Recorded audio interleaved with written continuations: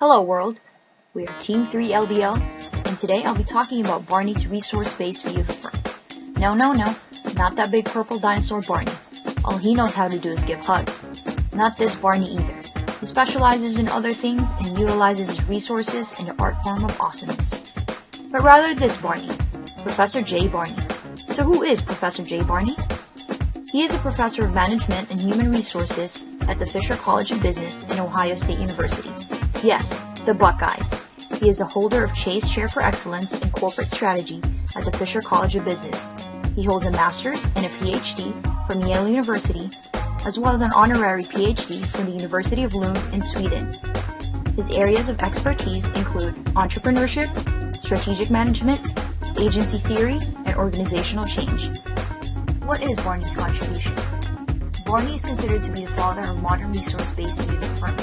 This model is said to have been around for over 20 years now, but in actuality, bits and pieces of the concept have been around for a few decades. Professor J. Barney refined the concept and popularized the model predicated from past contributors and on his own observation of recent or current successful firms in the respective industry. Barney developed the concept based on the analysis of a firm's functions and operational performance, as well as evaluation of organization performance through its resources. This basically is an extensive analysis of the firm's resources to learn what resources are the firm's strengths and weaknesses and to capitalize on them. VRIN is the heart of the resource-based view. VRIN stands for the characteristics of the firm's resources that allows the firm to prosper in years to come. These characteristics are V for valuable, R for rare, I for inimitable or imperfectly imitable, and N for non-substitutable. According to Barney, these indicators are essential to the success of the firm in the long run. That these resources are essential and necessary in achieving returns and generating a sustainable competitive advantage over its competitors and or the market in the long run instead of a short-term gain. Resource-based view has been around for years. Fragments of the concept were established by various economists, theorists, and strategists for decades. For instance, Edith Penrose, an American-born British economist who is one of the major contributors in the field of resource-based view. Many say that Penrose's idea was a precursor of the resource-based view we have today. In 1959, her second book, The Theory of the Growth of the Firm, where she described the different ways a firm grows, how fast a firm grows, and the rate of the process they grow. She describes certain restraints that are necessary for the growth of the firm. Though these restraints or resources must be refined because they cannot become fully functional and effective overnight. So extensive development and cultivation of important resources of the firm is critical to its success. She states that a firm is more than an administrative unit. It is also a collection of productive resources. Penrose's concept propagated the core belief in Barney's resource-based view of the firm, as well as those who came before Professor J. Barney. Another major contributor to the resource-based view of the firm is Birger Wernerfeld, a distinguished economist and professor of marketing at the MIT Sloan School of Management. Wernerfeld coined the term resource-based view in his famous paper about the theory. Wernerfeld's article, A Resource-Based View of the Firm, in 1984, is one of the most referred literary papers in social sciences, where he describes firms to be different from one another because of their differences in resources and their ultimate competitive advantage lies within those resources. He identified that resources are anything that is strength and weakness of a firm, tangible or intangible, that belongs to the firm or part of their process. Wernerfeld emphasized the goal of the firm, which is high returns in the long run, and a strategy that needs to be taken to achieve the firm's goal. Other contributors in the field include Ronald Coase, Philip Zelznick, Rummelt, Oliver Williamson, to name a few. Resource-based view of the firm, or RBV, states that firms can earn sustainable supernormal returns if and only if they have superior resources and those resources are protected by some form of isolating mechanism preventing their diffusion throughout the industry. In layman's terms, Barney views a firm to be a collection of resources. These resources and the way they are acquired, used, and combined differentiates an organization from another competing organization. To be profitable and achieve maximum returns for long periods of time, the firm's resources hold the key to its success over its competitors.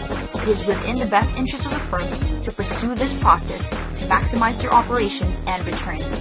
The task of recognizing, developing, and positioning the key resources lays within the management. so that the firm maximizes these key resources for above average returns or maximum profits and prolonged advantage over its competitors. When Penrose, Warner Felt, Barney, and all others say resources, this does not necessarily mean just physical assets of the firm. Resources can range from excellent services, technical know-how, responsiveness to market needs, design and engineering capability, financial resources, to technological innovation. Anything that makes a firm distinct from others and results in success, thus gaining a sustainable competitive advantage over its competitors, is a resource. Now let's define VRIN. Again, it stands for the 4 key characteristics of a firm's resources that is necessary to achieve a sustainable competitive advantage. So to speak, the company must maximize the use of their resources so they can further enhance their efficiency and effectiveness. VRIN was designed by Barney to familiarize the firm with its resources and analyze them in order to establish which ones are the key resources, because they can be or are responsible for the firm's competitive advantage and save the firm from maintaining a strategic advantage. But before I proceed to identify these characteristics, let's refresh our memories and define what a competitive advantage is, a concept that we have heard countless of times in school. Competitive advantage is basically a firm's edge over its competitors and the ability to generate value for the firm and returns for its shareholders. Competitive advantage is a firm's strategy because it allows them to surpass their competitors, and it becomes more difficult for the competitors to neutralize that competitive advantage, whether it is in the cost advantage or product differentiation. Competitive advantage is broken down into 2 types: comparative advantage and differential advantage. Comparative advantage is a firm's cost advantage, or its ability to produce a good or service at a lower cost than its competitors, thus giving the firm the ability to sell their product or service at a lower price and generate larger return. Differential advantage is a product differentiation of the firm from its competitors that makes it valuable to their customers. So here we go. Let's define VRIN, or the 4 characteristics of resources. First is V, which stands for value or valuable resources. When the firm's resources can bring value to its organization, it can be said to be a source of competitive advantage. It also results into a firm creating new strategies for enhancing its effectiveness and efficiency. Value must contribute to fulfillment of customers' needs at a price the customer is willing to pay. That price is greatly affected by customers' preferences, available substitute products, and the supplementary goods. Customers' perceived value is affected by changes in customers' taste, industry structure, new technology, and so on. R stands for rare resources. These are resources that are not readily available to the firm's competitors, but rather is readily available to your firm. In other words, if other firms have access to these resources, or there is a large contingent of this resource, it is said that such resources are not considered to produce a competitive advantage. Example was Walmart's point-of-purchase inventory control and distribution system.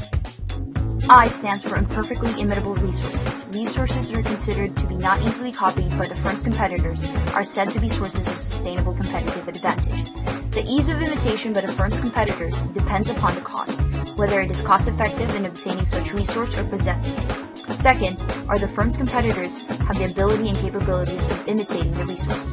To protect the firm from its competitors when it comes to unique resources, the firm can implement legal restrictions such as patents, copyrights, trademarks, and government regulations like licensing, certification, quotas, and operating rights. N stands for non-substitutability. A resource must not and should not be easily replaced by another strategically available and equivalent valuable resources so that it doesn't drive the price down, resulting in the loss of profit for the firm. A firm can have rare and imperfectly imitable resource, but can be negated if a competitor finds a substitute resource that trumps the competitive advantage of the firm's resource. Also, if 2 resources can be used for the same strategy, then they are strategically equivalent, thus they cannot be a source of competitive advantage for them. One of the best examples of companies who have succeeded and prospered because of their distinguished use of their resources is Walmart.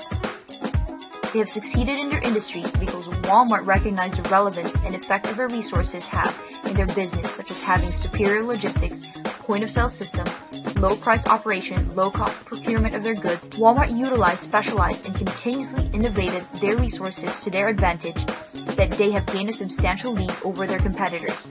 In summary, a firm's ultimate goal is to garner profits and attain a sustainable competitive advantage over its competitors. The resource-based view of the firm offers a concept of strategic management that allows the firm to attain those goals. According to Barney, The application of this concept by extensively analyzing the firm's resources to better understand its capabilities and utilize such resources to their advantage will result in higher returns, efficiency, and effectiveness. These resources are characterized by 4 empirical indicators, which are valuable, rare, imperfectly imitable, and non-substitutability, to generate a sustainable competitive advantage for the firm over its competitors. Though there are criticisms over this concept, one thing we can take away from this is that this is another maximizing strategy that can be employed for the benefit of the firm with a focus on the firm's foremost resources.